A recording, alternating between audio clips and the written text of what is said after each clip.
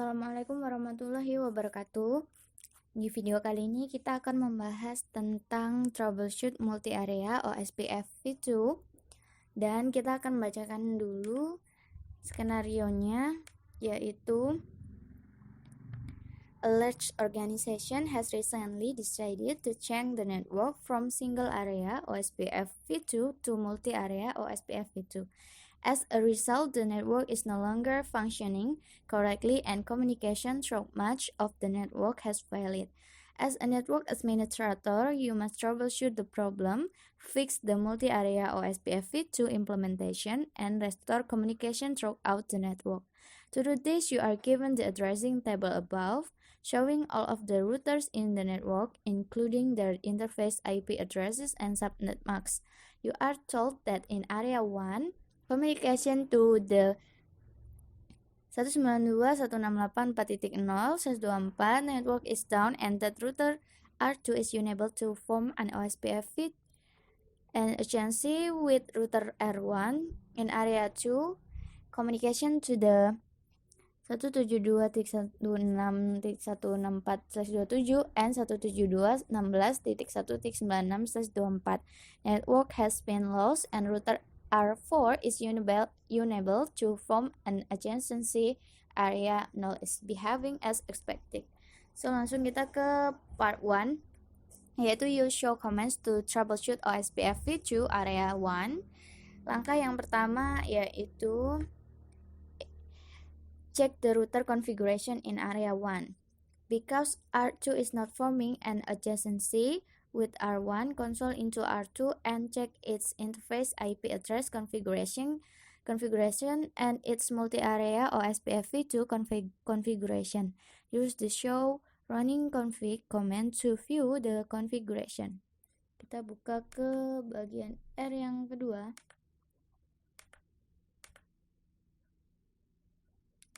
Oke, kita enable, lalu setelah itu gunakan perintah show running config.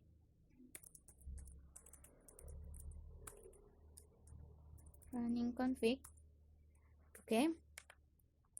Is R2's OSPF router process configuration present and correct? Are the network statement including subnets, wildcard bits, and area number correct?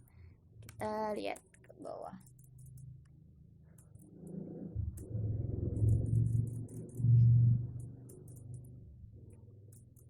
Oke, kita di sini bisa lihat ada bagian networknya. Networknya 192.168.2.0 ada di area 1, itu yang di sebelah sini. Lalu untuk network yang kedua 192.168.4.0 ada di sebelah sini. Jadi dua-duanya sudah ada. Langsung kita ke perintah yang kedua. On R2, use a show IP OSPF interface command to check the hello timer interval configuration and to verify that hello message are being sent. Oke, kita cek lagi di sini menggunakan perintah tersebut. Show IP OSPF interface seperti ini. Kita akan mengecek ke bagian timer intervalnya. Di sini udah terkonfigurasi dengan hello-nya 10. Ya, di sini is R2's hello timer interval configuration set to the default setting is the dead time interval for 4 kali the hello time intervalnya. Nah, di sini hello-nya ada 10, dead intervalnya adalah 4 kali dari hello-nya, jadi 40, dan ini benar. Langsung aja kita ke perintah yang berikutnya, yaitu if R2's configuration and setting are correct, then the problem of not forming an adjacency must lay with R1. Console into R1 and check the network interface and OSPF v2 configuration in the running configuration. Oke, kita akan ke R1. Enable lalu show running config. Show running config seperti ini. Lalu setelah itu kita akan melihat ke bagian networknya.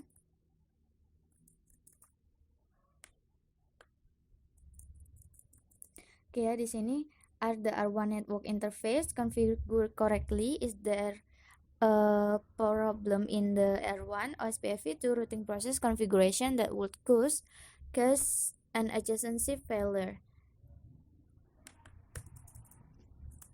Oke, di sini ada passive interface C00.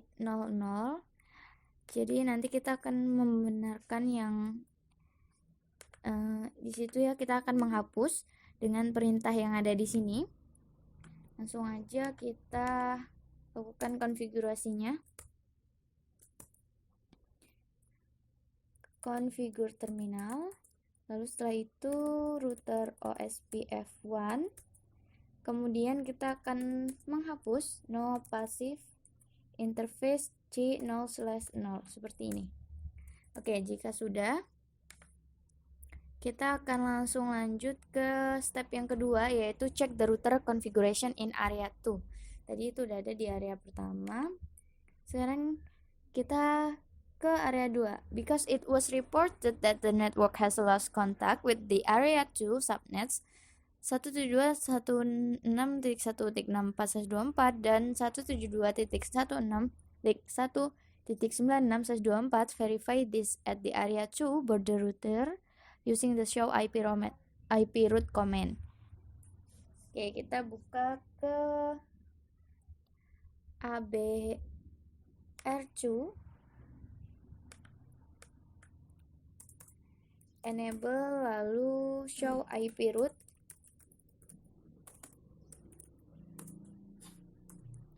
Oke, setelah di sini, does the ABR2 routing table show the presence of the 172.16.1.64/24 and 172.16.1.99/96/24 networks.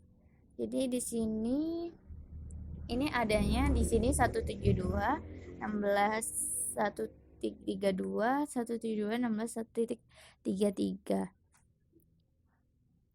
Oke, seperti itu. Jadi nanti kita akan langsung melakukan correct the problem, replace the OSPF routing process network statement that place the 172.16.1.64/24 subnet in area 0 and change it to area 2.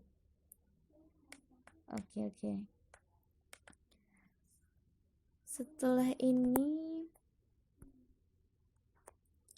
kita akan langsung melakukan konfigurasi di bagian R3-nya. Oke. Bagian R3.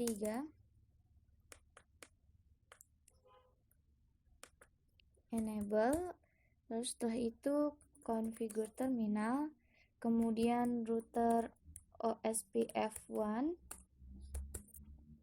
Lalu no network 172.16.1.64, wildcardnya 0.0.31 area 0.